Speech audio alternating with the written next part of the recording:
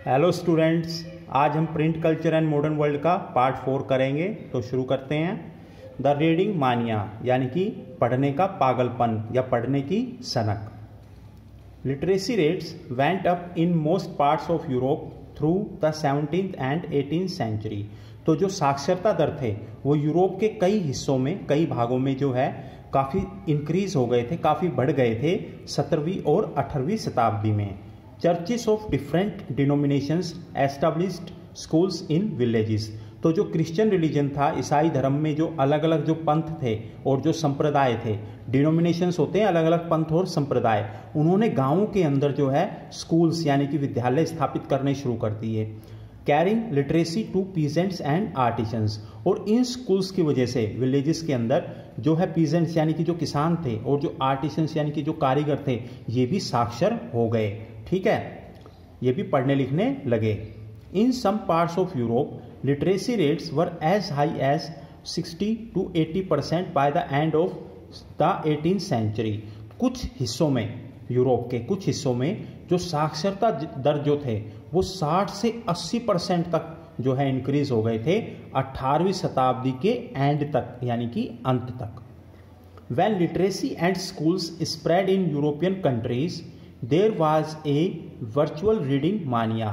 अब ये जो साक्षरता, लिटरेसी और स्कूल विद्यालय यूरोपियन अलग अलग यूरोप के देशों में जो है जब फैलने लगे तो लोगों में पढ़ने का पागलपन या पढ़ने का जुनून जो है वो सवार हो गया था। People wanted the books to read and printers produced these in ever increasing numbers. लोग जब पढ़ने लिखने लगे या साक्षर हो गए तो क्या किया, वो अब पढ़ना चाहते थे और प्रिंटर्स यानी कि जो प्रकाशक थे या जो छपाई करने वाले थे किताबों की, उन्होंने भी दबा करके किताबें जो है वो पब्लिश करनी शुरू कर दी। New forms of popular literature appeared in print which targeted new audiences. अब अलग अलग लोगों के अलग अलग टेस्ट होने लगे। कोई सिंगर था वो सिंगिंग से रिलेटेड बुक चाहता था, कोई एक्टर बनना चाहता था वो एक्टिंग से रिलेटेड, कोई मैथ्स में इंटरेस्ट था वो मैथ्स से रिलेटेड, ठीक है, किसी को कुकिंग का इंटरेस्ट था उसको कुकिंग से रिलेटेड, किसी को म्यूजिक से इंटरेस्ट था किसी उसको म्यूजिक से रिलेटेड बुक्स। तो अलग अलग ऑडियंसेस, न्यू ऑडियंसेस जो है वो आने लगे और उनके लिए अलग अलग टाइप का पॉपुलर लिटरेचर जो है वो पब्लिश होने लगा।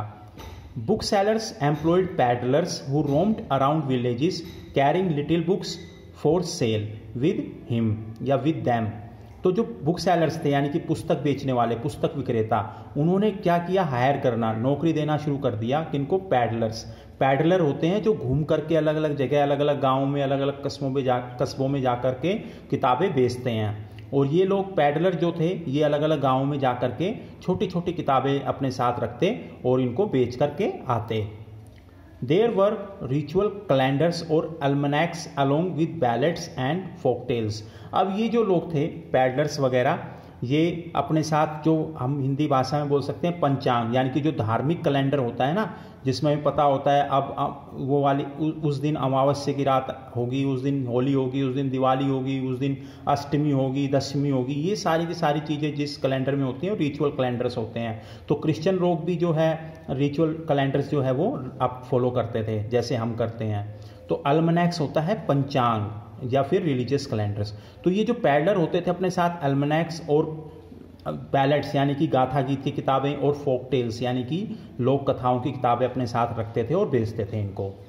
But other types of reading matter particularly for entertainment started to reach ordinary readers as well.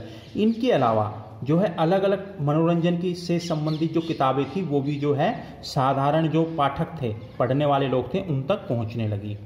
Penney chap books were carried by petty pedlars known as Chapman.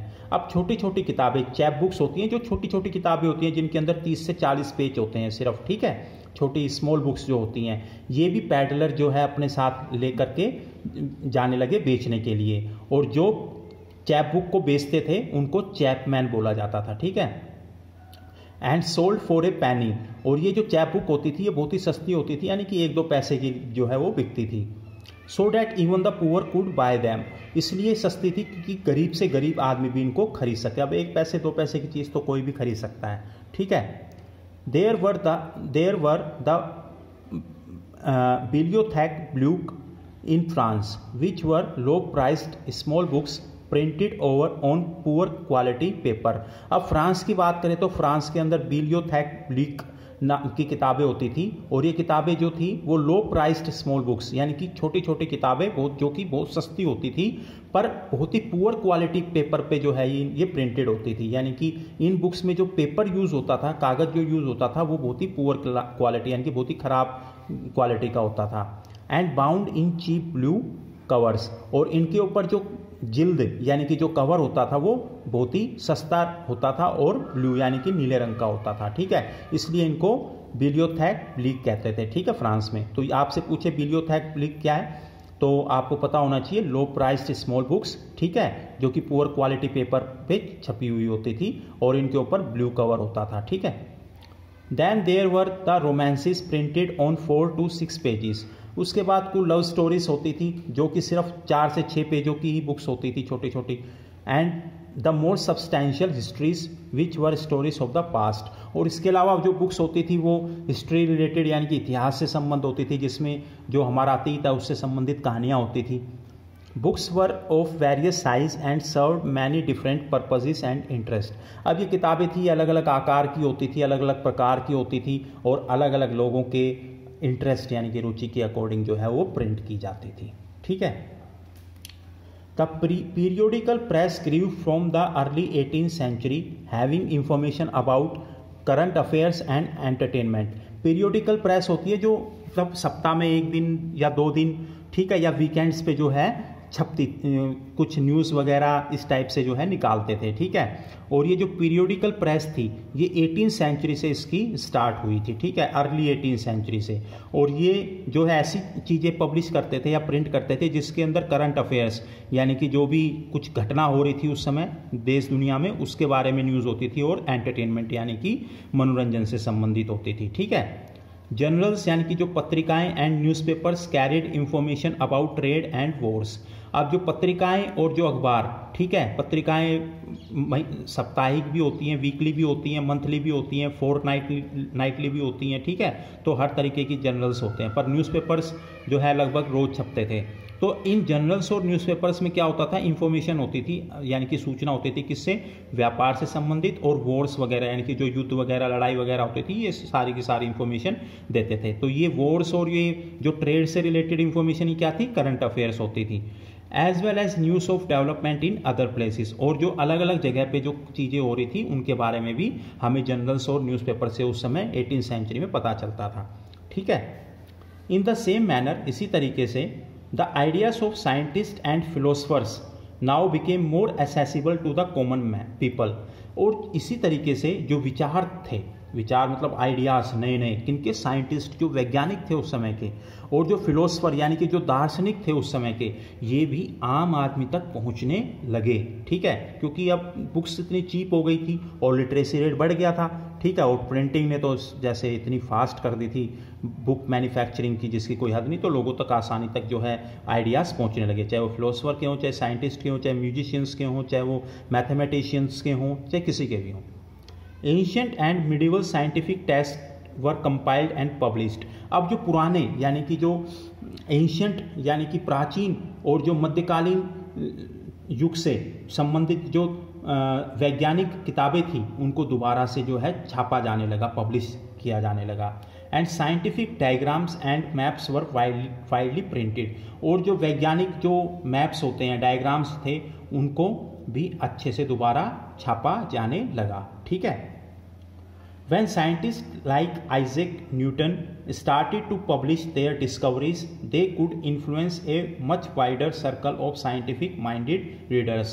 तो scientist यानी वैज्ञानिक जैसे Isaac Newton थे, इन्होंने भी जो अपनी डिस्कवरीज यानी कि उन्होंने जो भी चीज़ें खोजी थी उनको जो है छापना शुरू करा, और इनको पढ़ करके यानी कि इनकी डिस्कवरीज के बारे में पढ़ करके काफ़ी जो साइंटिफिक लोग थे यानी कि जो जिनकी रुचि जो साइंस में यानी कि विज्ञान में होती थी उनको बड़ा इंटरेस्ट आता था, और वो इनके जो आइडियाज़ थे वो ग्रहण कर लेते थे। ठीक है, और साइंटिफिक माइंड वाले जो रीडर्स थे उनको इन्फ्लुएंस भी करते थे।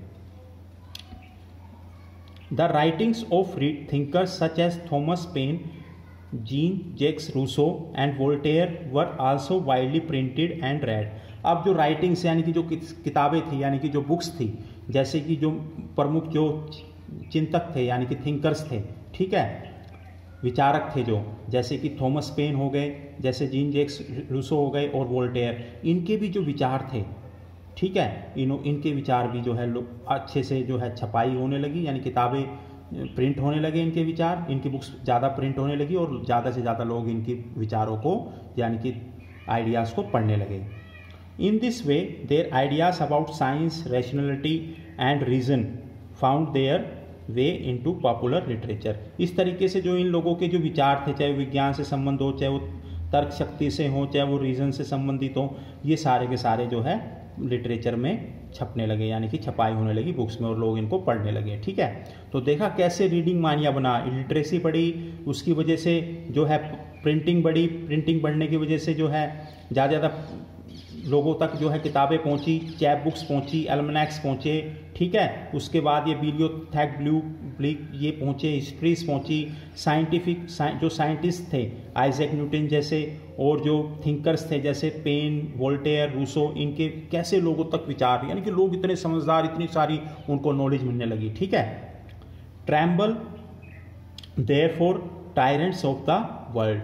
अब जो टायरेंट्स थे यानी कि जो निरंकुश शासक थे दुनिया के, अब उनका कांपने का समय आ गया था। वो कांपे किस लिए ट्रैम्बल करें, वो देखते हैं ऐसा क्या किया इन शासकों ने कि वो उन्हें कांपना चाहिए।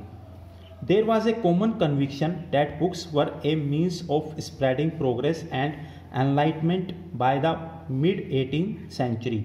अब मध्य 18वीं शताब्दी तक, ठीक है, मिड 18th सेंचुरी तक, मध्य 18वीं शताब्दी तक लोगों का ये मानना था, लोगों में ये विश्वास फैल गया, ठीक है, कि जो ये बुक्स हैं यानी कि जो किताबें हैं ये प्रोग्रेस यानी कि इनकी वजह से उन्नति हो रही है, प्रगति हो रही है, और एनलाइटमेंट यानी कि समझदार हो रहे हैं लोग। तो बुक्स जो है वो प्रोग्रेस भी फैला रही है और एनलाइटमेंट भी फैला रही है, ठीक है। Many believe that books could transform the world. और कई लोग सोचने लगे कि ये जो बुक्स हैं ये दुनिया को बदल डालेंगी, और नो डाउट बदल भी रही थी, क्योंकि नॉलेज इज पावर और ज्ञान से तो कुछ भी बदल डालो आप, ठीक है। Liberate society from tyranny and despotism. और जैसे जैसे ज्ञान बढ़ेगा, किताब जैसे जैसे ज़्यादा होंगी, लोग पढ़ेंगे, लोगों में ज्ञान बढ़ेगा, तो वो लोग जो है समाज को यानी कि समाज को आज़ाद, लिबरेट करवा देंगे, आज़ाद करवा देंगे, किससे? टायरनी से, यानी कि निरंकुश से, निरंकुश तानाशाही से, डेस्पोटिज्म से और टायरनी से। कोई अपनी मनमानी नहीं कर पाएगा। And announce a time when intellect and reason would rule. और ऐसे समय की शुरुआत होगी जब रीजन यानी कि हर चीज जो है वो तर्क से चलेगी, ठीक है, साइंस से चलेगी, ठीक है, और इंटेलेक्ट यानी कि समझदारी से चलेगी, ना कि किसी की मनमर्जी से, ठीक है। ना कोई राजा महाराजा अपनी मनमर्जी नहीं चला पाएगा, सब कुछ तर्क और मतलब साइंस से चलेगा, समझदारी से चलेगा।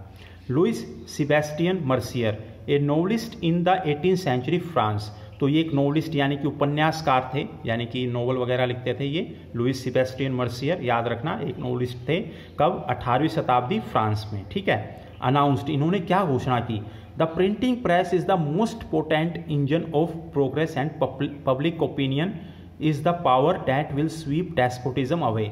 ये जो उपन्यासकार थे लुइस सेबेस्टियन मर्सियर, इन्होंने ये घोषणा की जो प्रिंटिंग प्रेस है यानी कि छपाई की जो मशीन है, ठीक है, या जो छपाई है, ये उन्नति का एक इंजन है, यानी कि प्रोग्रेस का एक इंजन है। और इसकी वजह से जो पब्लिक ओपिनियन बनेगा, ठीक है, पब्लिक ओपिनियन बनेगा, वो एक ऐसी शक्ति होगा, ठीक है, जिससे कि जो डेस्पोटिज्म, निरंकुश तानाशाही जो है वो सारी की सारी भाग जाएगी, दूर हो जाएगी, ठीक।